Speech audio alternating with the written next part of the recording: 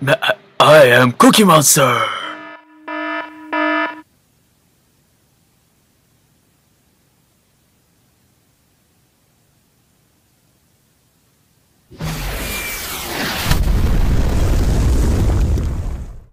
So, before all that stuff happened, I was born in 1995 in Vietnam. And at 4 months old, I was adopted and brought to Reading, Pennsylvania. The neighborhood I grew up in was great. It was a cul-de-sac in the middle of farmland. All your friends were close. You could stay outside playing all night. And, well, what more could a kid want? So, we all have our childhood friends. But the kid on the right, Glenn, he's my best friend. We've been best friends all the way up from preschool till the present. You know, we had our great adventures, good times, and even when we differed, well, things just worked out.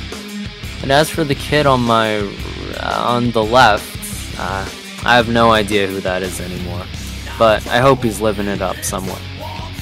That was us then, and well, this is us today. Music entered my life at a pretty young age. My dad played clarinet at Lebanon Valley College and was a music ed major, and my mom played percussion at Susquehanna University, and she was an English major. So I guess music was bound to happen in my life sometime. In 2000, my brother was born, Max. Now, Max is quite the character. We're total opposites, but I love him more than anything. Truth is, he's a funny kid, and he's always questioning pretty much everything there is to the world. He's also got a heck of a lot of talent. Right now he's playing lead alto in middle school, and he's already won a couple scholarships for his playing. These next few pictures here are just some of the many adventures that we have had. So what you're witnessing here is underground communication. As all kids do, we decided we're gonna dig holes at the beach, thinking that we'll find some foreign country. But to change junk up a little bit, we decided that we'd dig a hole in between us.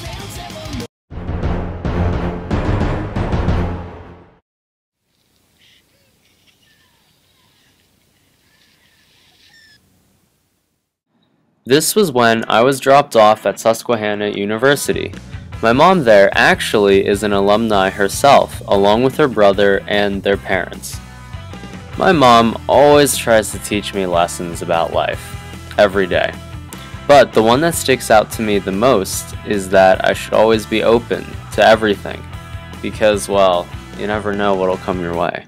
And if there's anyone not afraid to show their love for me, it's definitely my mom. And of course, I can't forget my dog Chester. He's a golden doodle, and well, he helps me with my homework.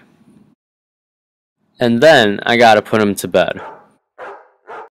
The two people that you haven't seen yet are my pop-up and my dad. Now, my dad is pretty much the reason why I do music today. He's a big inspiration, always pushing me to play my hardest, practice my hardest, and do my best. This was the first music group I was ever really a part of. It's Burke's Youth Chorus. I stuck through it all the way up through my senior year, and by the time I graduated, my musicianship had really improved, because you start performing at such a young age.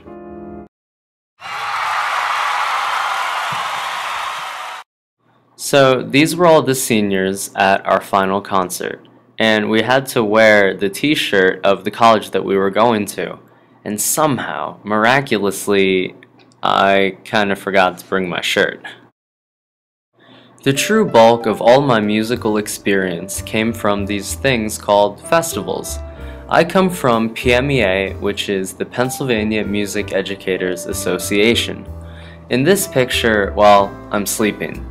But that's only because rehearsals are all day long. So it's pretty logical to take a nap every once in a while. But of all things that PMEA could possibly mess up was my plaque that had the wrong name on it. So, needless to say, taking attendance was a bit of a butt. And in between all of these festivals, I did this thing called All Eastern. It was a pretty cool group. They basically just took a bunch of kids from the East Coast and made them sing together. And the group was directed by Randall Stroop, who I guess is some good composer these days. And this is me senior year after my very last PMEA performance. So this is Brandon Booterball, one of the bestest friends I'll ever have. What was cool about us was that, well, we made almost every festival together. It was amazing because we sang the same voice part and played the same instrument, and yet we would always land back to back. So I had some really good times with this guy. And through music, I met this girl, Brittany. Now, Brittany is an extremely talented girl with music, with taking really good pictures, and she's got a personality of gold.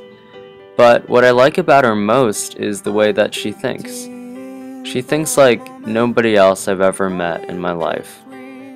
She basically peels apart the layers of the world and makes you look at life a little bit differently. And these were two of the many awesome pictures that she helped me to take.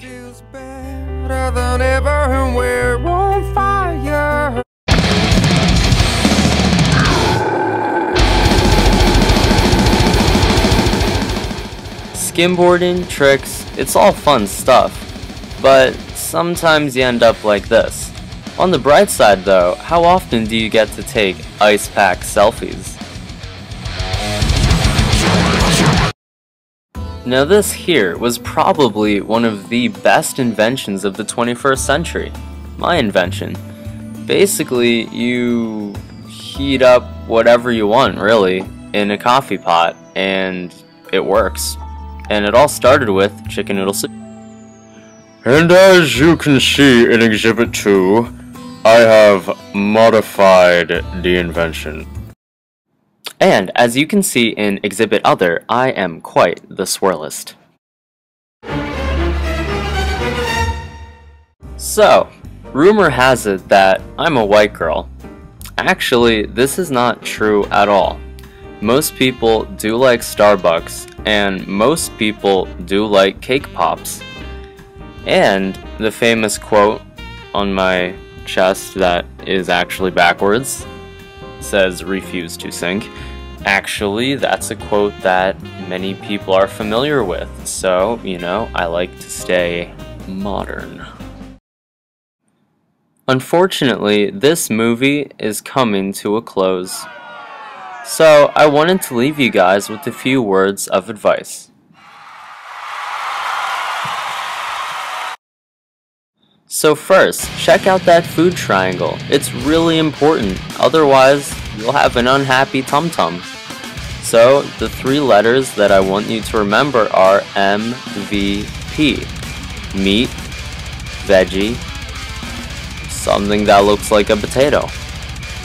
Secondly, never use your real name at Starbucks. The reason why is because you never know who's going to apply identity theft. So, one of my personal favorites is Ladasha, and if you're wondering why, well, it's pretty obvious. The dash, don't be silent.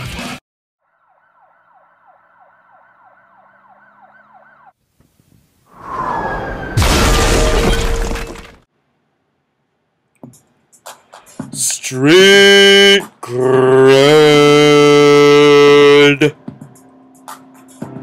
On the edge of a moment, in the land that we love, when the times at our best has to be good enough. Like all those before us who start out alone, we race from our schoolyards into the unknown. City lights as far as the eye can see.